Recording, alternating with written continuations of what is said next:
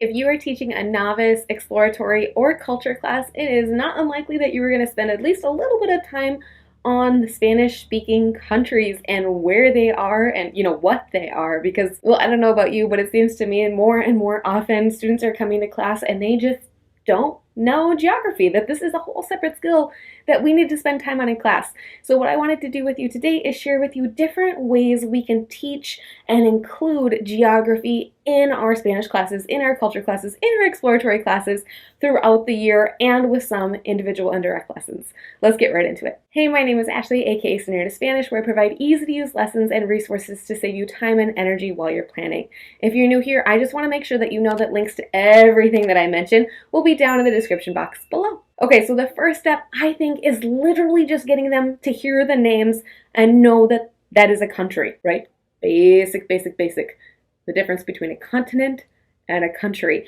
And then helping them to know, okay, these countries are countries that have Spanish speakers in them, and we will be exploring them and different people from them and different, things from these countries as we go through class. So just hearing the names and connecting them is a big first step. One of the ways that I like to introduce those names is by incorporating their flags. Sorry, you're gonna hear the North Dakotan in me during this video. Flags.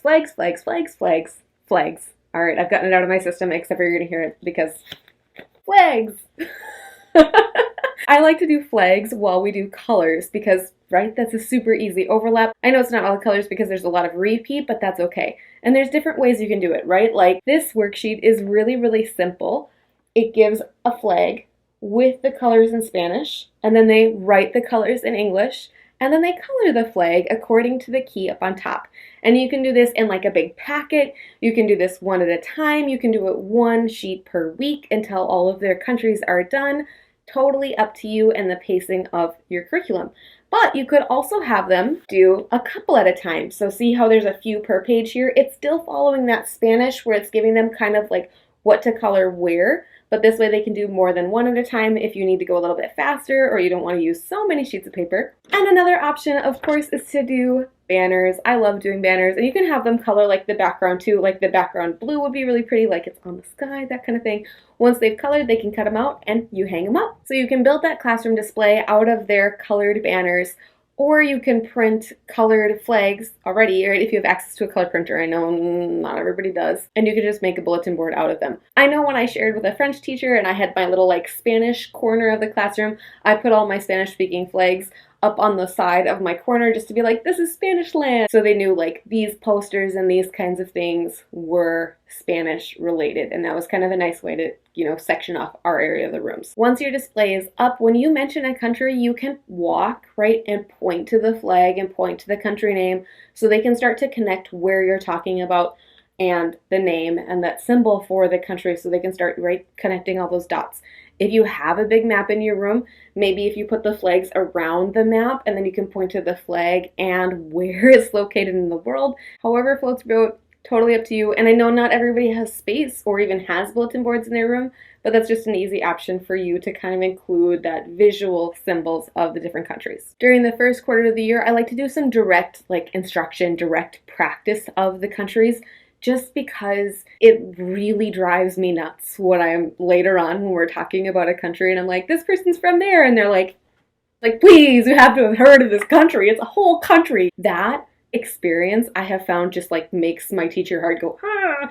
So I do a little bit of country lessons. And there's other ways that I include them throughout the year, and we're going to get into that. But I wanted to share with you some different things that you could do. And these are all free downloads I will link them for you below. They're all on my website. This one is countries and capitals. It's just the name of the country and the capital. This one is Spanish-speaking countries around the world. So they're going to start by labeling the regions because, again, country versus continent. Maybe it's just my students drive me nuts again. So what are we talking about and what countries are you going to find where? So they know South America is not a country, okay? So I like this one because it helps them understand the difference between the continents and the countries that go on those continents and that are in those regions. This one, super simple, super straightforward.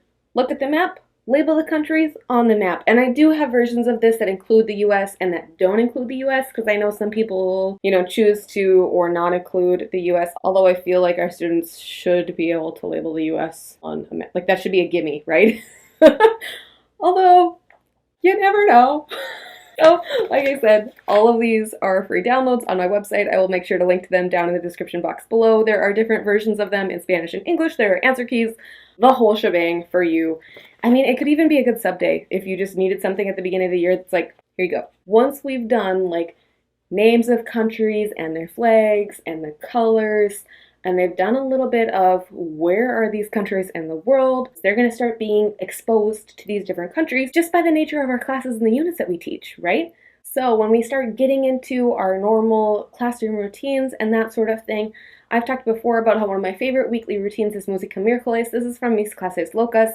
Basically what it is we're going to listen to and or watch a music video every single week. She has the slides and all these discussion questions and that sort of stuff already ready to go, and I love them. They're awesome. It is a great time-saving resource. If you don't have it, go check it out. I'll link to her below. I added a slide to help practice this because I kept seeing this in my students, is that they didn't know, like when I said, oh, these artists are from Cuba. Where's Cuba?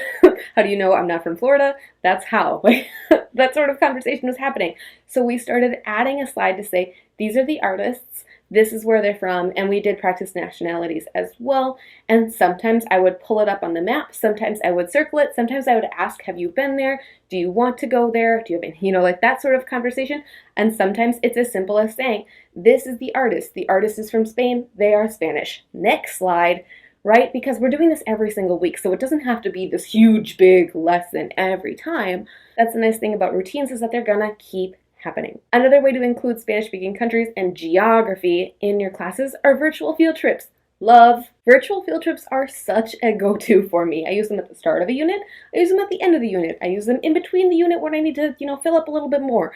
I use them as sub-plans, I use them to teach about culture, I use them to teach about like holidays and celebrations, all sorts of different things, virtual field trips. And you know why I love them for geography? Because they have to see, where on the map are we talking about? When I say this happens in Pamplona, they're not like, where's Pamplona? Because it's on the map. They had to click on Pamplona to open up the information to see, oh, right? So they're automatically seeing where the thing that they're learning about is on the map. And because they can control the map, right, there's that interactive piece, they can zoom in, they can zoom out, they can do all the things and see, where are these places that we're talking about? Where are these places in relationship to other places that I know and recognize all throughout the world? So good.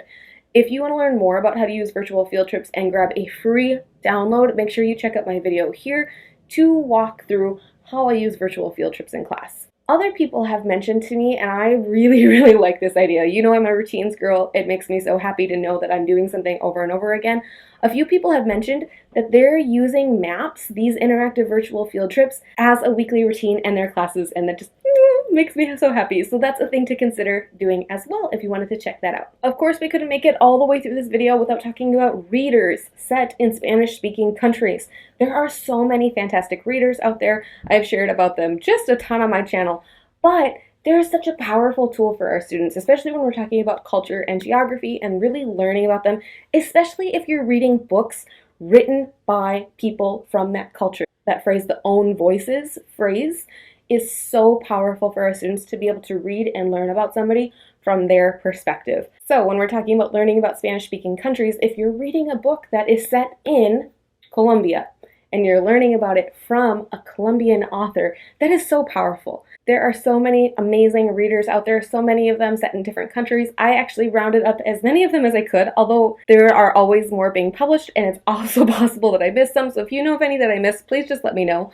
But I will link to that blog post down in the description box below, where I have listed every Spanish-speaking country and the readers that I know of that are set in those countries, so that way you can say, hey, I want to teach a unit on Argentina. Maybe we could use a novel to kind of, back us up. Check out that list. I'm sure it will be helpful for you. Okay, I know there are a lot more ways we can talk about Spanish-speaking countries in our Spanish classes, especially when I start getting into the topic of culture, but I really wanted to keep this video focused on geography because that is something that is just such a for me. Maybe it's just me, maybe it's just my students. Please comment below and let me know if you have experienced this kind of thing with your classes, and maybe it's not just me. I don't know. Anyways, if you would like more ideas for what to do in a culture class, not just geography and Spanish-speaking countries, make sure you check out my blog post that I have giving you a whole bunch of different ideas and resources, different activities you could do in that classroom setting. I'll link it for you down below. Thanks so much for watching. I'll see you in the next one. Bye.